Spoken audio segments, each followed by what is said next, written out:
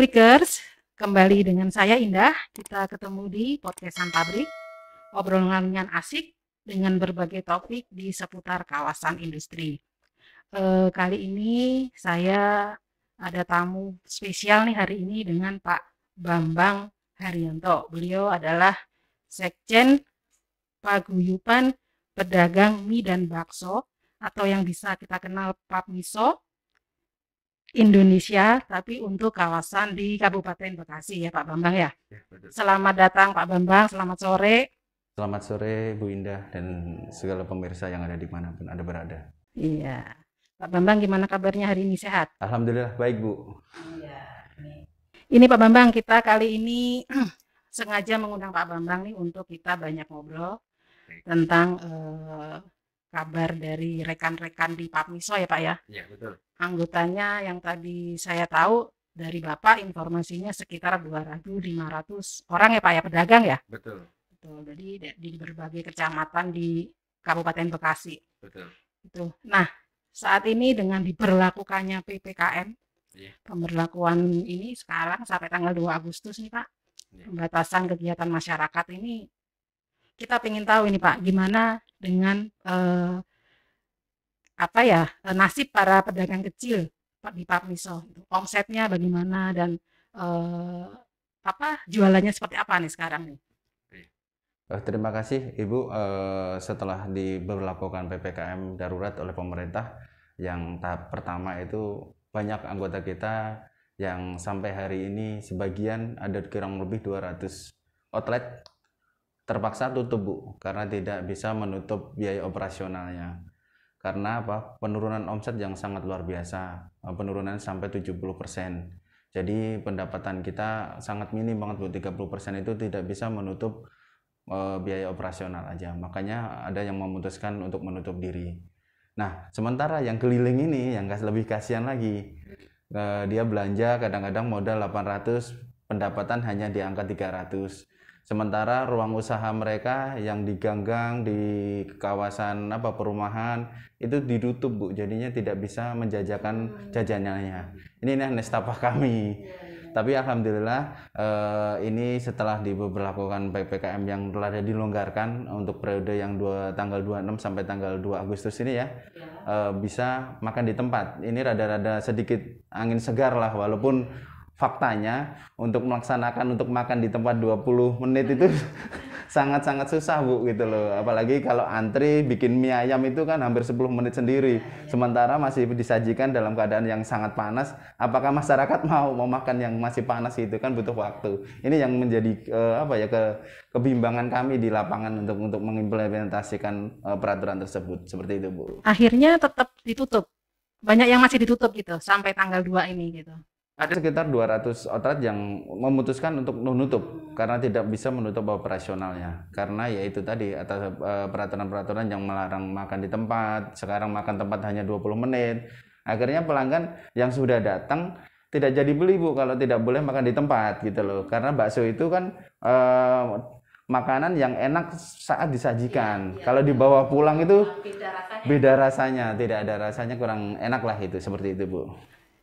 Nah, dari Papmiso sendiri nih Pak, dari pengurusnya, ini langkah-langkah apa yang diambil untuk mencegah supaya tidak kolaps ya, dalam artian secara ekonomi kan pasti sangat mengganggu mereka ini Pak. Apa langkah-langkah yang sudah dilakukan dari pengurus sendiri, dari pihak Bapak sebagai sekjen gitu? Iya, kemarin masukan dari teman-teman, sebagian ya ada yang memutuskan pulang kampung, kita persilakan pulang kampung. Nah, sekarang pengurus lagi mengupayakan bagaimana menciptakan kekebalan komunitas, ya, khususnya untuk melakukan vaksinasi Bu. Nah, mudah-mudahan nanti kemarin dapat bantuan dari Kapolres kurang lebih 1000 vaksin untuk pedagang bakso yang ada di Kabupaten Bekasi ini. Nah, mudah-mudahan kalau sudah semua divaksin, kekebalan para pedagang itu meningkat, bisa berjualan secara langsung Bu. Dan mudah-mudahan tidak ada lagi pembatasan 20 menit makan di tempat itu lagi gitu loh.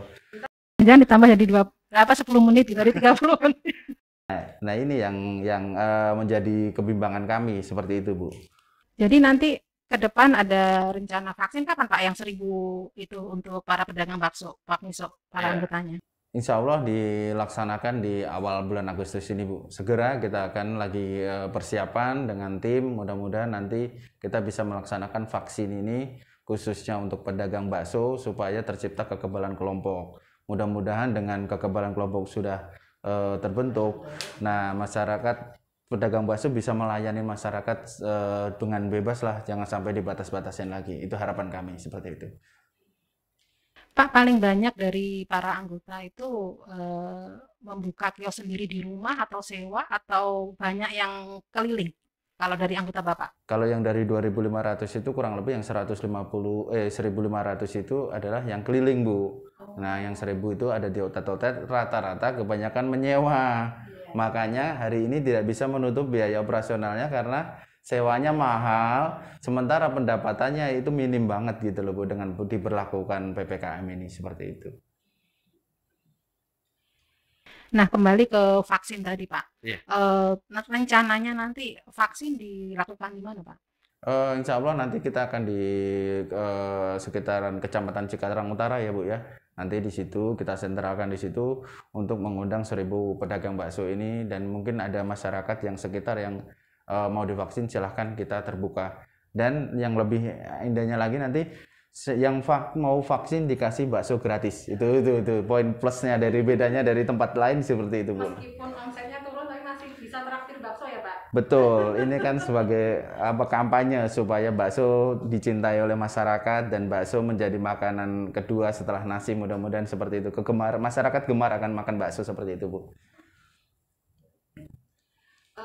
Ini Pak, apa dari 1.000 sampai, kenapa tidak semua nih Pak? Kan anggotanya 2.500 nih. Iya, betul. Dari apa tidak dicari ini lagi, mungkin ada sponsor lagi yang bisa hingga semua anggota bisa tervaksin dengan ini sempurna nanti? Ya, ini kan baru tahap pertama, lagi kita tukang bakso tapi disuruh menjadi panitia vaksinasi. Nah, ini kan tantangan buat saya khususnya dan pengurus yang lain. Nah, ini bisa nggak untuk melaksanakan ini? Mudah-mudahan kalau ini bisa sukses, insya Allah kita akan mengadakan vaksin yang kedua dan ketiga mungkin itu. Dengan bantuan sponsor, dengan bantuan Pak Kapolres dan jajarannya seperti itu, Bu, gitu. Dan kita pernah dengar juga itu dulu sempat juga waktu Pak Presiden datang juga ini ya Pak ya, yang mensponsori ya Pak ya, bakso juga ya Pak ya, Ya, waktu itu ya. betul. Hari itu Pak Presiden kita memecahkan rekor muri 35 porsi bakso dalam waktu 3 jam di Delta Mas. 35.000 porsi secara gratis dibagikan kepada masyarakat, dan alhamdulillah Bapak Presiden berkenan hadir di waktu itu. Nah, ini sebagai bentuk kampanye kami untuk mensosialisasikan ini bakso ini makanan tradisional khas Nusantara yang mudah-mudahan makin digemarin gitu. Walaupun di sini banyak makanan fast food yang datang dari luar negeri, tapi kecintaan terhadap bakso ini harus kita tanamkan dari sekarang, Bu, supaya bakso menjadi khas kuliner Nusantara, Bu, seperti itu. Dari 2.500 pedagang yang ada di Bapak gitu ya, itu Ya. untuk produk dasarnya kan sapi otomatis ya Pak ya. Iya, betul. Mereka ada organisasi juga di situ di dalamnya untuk mempermudah supaya mendapatkan daging, supaya mereka juga apa dagangannya juga cepat, ringkes gitu. Ada nggak Pak dari pengurus gitu? Oh, alhamdulillah gini, di Papmiso itu bukan hanya pedagang baksonya aja, termasuk salah satunya adalah pedagang dagingnya yang biasa dibelanjain tukang bakso itu akhirnya bergabung kepada kita, pengusaha penggilingan dagingnya, pengusaha cabenya itu akhirnya masuk kumpul menjadi pengurus ini, Bu. Nah, makanya di situ tercipta komunitas ekosistem yang mutualisme, saling membantu dengan yang lainnya. Jadi untuk kepercayaan daging yang ada di Kabupaten Bekasi, insya Allah aman lah, gitu loh, Bu. Tidak akan ada daging-daging yang negatif yang biasa disiarkan di media online seperti itu, Bu. Mungkin ya. Dijamin halal gitu ya Pak ya. Insya Allah dijamin halal untuk di Kabupaten Bekasi. Nah, yang di luar 200 itu Pak, Iya. gimana? Omset turun 70% tadi ya Pak ya? Iya, betul. Nah, itu akhirnya mereka apakah punya metode yang lain untuk menjual secara online atau apa? Bagaimana Pak strategi yang lain? Strategi yang lain adalah pengurangan karyawan hari ini. Yang paling gampang dan yang paling mudah dilaksanakan adalah memulangkan karyawan dulu, Bu. Yang biasanya punya karyawan 10 mungkin hanya tinggal 2 aja kan gitu loh. Karena apa? Hanya melayanin bungkus itu hanya 2 tenaga aja kan, nggak perlu cuci mangkok, cuci segalanya itu. Jadi tenaganya lebih hemat lah itu. Jadi pengurangan karyawan dulu sementara Bu, dipulangkan dulu, nanti kalau sudah normal insya Allah dipanggil lagi seperti itu. Nah, untuk yang di pasar-pasar itu Pak, apa kan banyak juga nih Pak, banyak juga yang tergabung dengan Papmiso apa beda Pak, di luar Papmiso? Yang tidak di ini ya, yang di pasar yang biasanya apa, ada gitu ya. Itu mereka masih beraktivitas apa apa juga tutup? Karena kan kalau pasar saya lihat aktivitasnya masih tinggi gitu Pak. Ya kalau untuk di pasar Cikarang alhamdulillah sih masih, itu anggota-anggota Papmiso juga, dan alhamdulillah masih bisa berjualan. Karena pasar Cikarang dan pasar Cibitung itu kan pengecualian dari Impres Bupati ya, instruksi Bupati ya. Nah peraturannya itu dikecualikan untuk pasar itu. Jadi operasional masih biasa dan bisa berjualan gitu loh. Yang nggak bisa makan di tempat aja, intinya seperti itu. Yang di dua pasar itu kurang lebih ada 100-an pedagang lah gitu. Banyak gitu Pak. Tujuan nanti Pak setelah rencana dari Papmiso setelah PPKM ini eh, berakhir gitu ya tanggal 2 Agustus apa nih ke anggotanya, para anggotanya ini? Ya pasti karena kita udah hampir sebulan tidak ada pendapatan, tidak ada pemasukan, hanya ada pengeluaran terus. Makanya ya otomatis kita menghimbau kepada teman-teman segeralah aktivitas kembali kalau emang PPKM ini tidak diperpanjang lagi ya. Sudah boleh melayani di tempat, insya Allah kita akan berjualan seperti biasa untuk mengangkat UMKM ini, untuk meningkatkan kebutuhan rakyat ini supaya roda perekonomian rakyat ini berjalan aja lah Bu gitu loh. Seperti itu. Dan kemarin saya sempat dengar juga ada usulan ke pemerintah untuk yang masalah ini Pak ke bank dan apa namanya itu ada pengecualian lah untuk tagihan bisa dimundurkan gitu. Itu sempat juga saya sempat dengar seperti itu benar nggak Pak dari Pak Miso? Sampainya ada yang mogok atau gimana gitu. Hari ini saya malah belum mendengar untuk restrukturisasi kredit ya, khususnya ya. Nah, ini masih belum dengar. Kalau yang dulu kan emang sudah. Kalau untuk pinjaman di perbankan restrukturisasi penundaan sampai 6 bulan kan. Tapi untuk yang hari PPKM ini saya rasa saya belum mendengar lah seperti itu. Nah, mungkin minim sosialisasi ya. Kalau emang nanti ada pihak perbankan harusnya mensosialisasikan kepada masyarakat. Karena kondisinya ini kan force merger Bu ya. Jadi keadaan darurat ya. Pemerintah menganggap bahwa ini wabah penyakit, semua operasional usaha terganggu, makanya harapan saya perbankan pun harus ada pelonggaran. Karena saya hampir 50% anggota kami itu menggunakan kredit bank Bu. Jadi kasihan mereka. Kalau nggak punya kredit bank pasti kredit kendaraan motor itu pastilah. Nah, makanya harapan saya adalah keringanan ya, kebijakan untuk restrukturisasi kredit mungkin 2 atau 3 bulan ke depan seperti itu. Sekarang belum ada pemberitahuan itu ya Pak ya. Belum. Makanya sangat terdampak gitu ya. Akhirnya harus tutup dan yang lain dipulangkan gitu kan karena nggak ada pilihan lain ya kecuali itu gitu ya Pak ya. Betul. Hari ini mau jual aset apa sih Bu? Pulangnya gelang kalung paling kuat berapa hari seperti itu mereka. Oh gitu, sempat ada juga gitu ya Pak ya, harus menjual barang-barang di rumah gitu ya Pak ya? Ada sebagian teman yang kemarin sudah menutup usahanya di hari ke-10, akhirnya tidak bisa makan lagi, akhirnya menjual perhiasan yang gampang kan ya, akhirnya bisa menutup untuk makan sampai hari ini Bu itu. Ada laporan nggak Pak dari Papmiso anggota yang saat ini sangat menyedihkan gitu ke Bapak gitu? Kira-kira apa Pak? Apa aja diantaranya seperti apa gitu? Ada yang kemarin tidak bisa berjualan, lokasinya ditutup, akses ke lokasi usahanya ditutup. Ya akhirnya kita menyarankan untuk dipulang kampung aja dulu seperti itu. Dari pengurus mengusahakan membantu untuk dibantu untuk ongkos pulangnya seperti itu Bu. Untuk apa ya, supaya di sini tidak menjadi beban lah, intinya seperti itu. Ada informasi yang terkena COVID nggak Pak dari anggota sendiri? Yang positif sih belum, alhamdulillah belum. Sampai hari ini belum yang terkena COVID belum. Dari 2.500 itu belum ada ya Pak ya, luar biasa. Belum ada, alhamdulillah. Kuat-kuat mereka itu. Mungkin ada hal-hal yang mau Pak Bambang sampaikan mungkin ke pemerintah khususnya mungkin Pemda, mungkin ke pemerintah pusat nih terkait nasib para pedagang kecil yang memang Pak Bambang sangat tahu karena ada di dalam situ gitu ya Pak ya. Iya. Mungkin apa nih Pak kira-kira?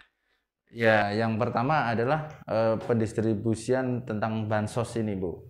Nah, ini PPKM sudah mau selesai, tapi bansosnya belum sampai gitu loh. Ini yang menjadi permasalahan buat kami. Itu yang pertama. Satu pun tak sekalipun sampai Pak? Belum. Kemarin yang BPUM dari 2.500 itu yang mendapatkan hanya 20 orang, Bu. Yang tahap pertama itu yang 1.200.000 ya. Itu yang Yang pertama, PPKM pertama. bukan PPKM yang pertama, yang pertama kali Kementerian UMKM memberikan BPUM gitu loh. Nah, itu dari 20 anggota Bapak. iya yang dapat. Nah, ini kan kemarin banyak yang di periode pertama itu banyak yang nggak dapat, yang salah sasaran, yang akhirnya kan ketangkep itu Pak Menterinya itu, jadinya kasus korupsinya terbukti kan gini. Nah, di periode yang kedua ini lebih parah, Bu.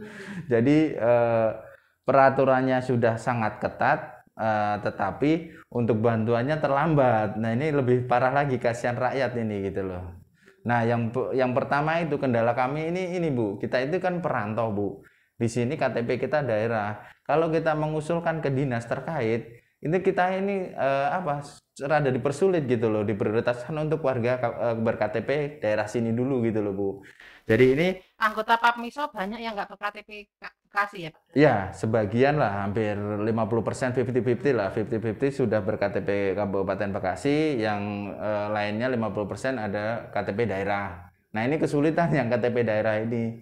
Di Jawa tidak mendapatkan bantuan, di rantau pun tidak mendapatkan bantuan, seperti itu, Bu, ya. Itu.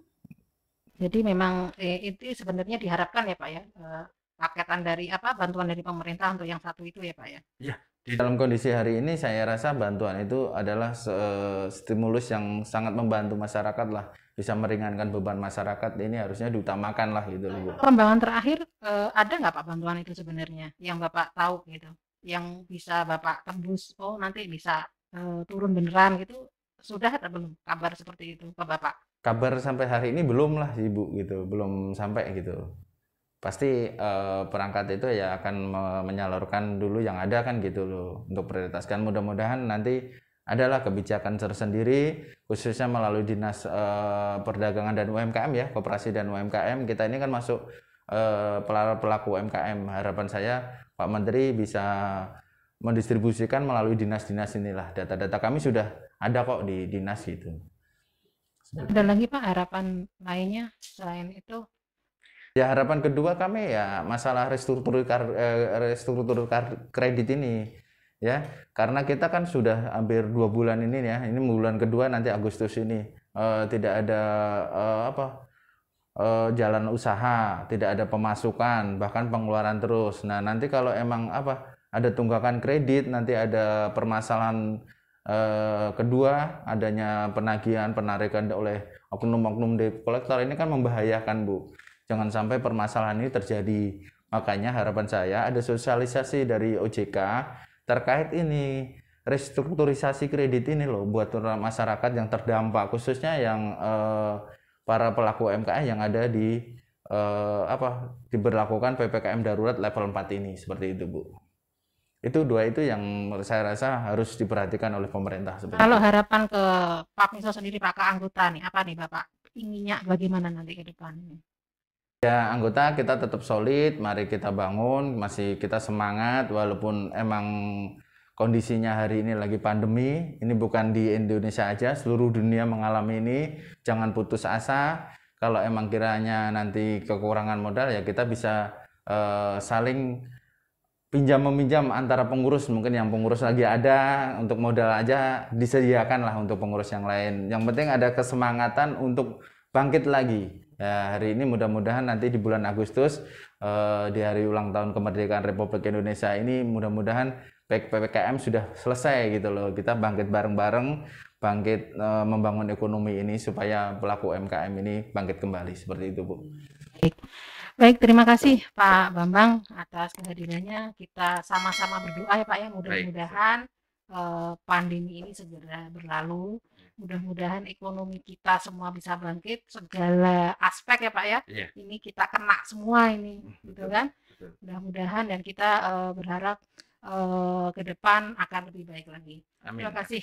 Oke Pak Brikers, kali ini saya dengan Pak Bambang akan mohon diri. Terima kasih atas perhatiannya. Assalamualaikum warahmatullahi wabarakatuh. Waalaikumsalam warahmatullahi wabarakatuh.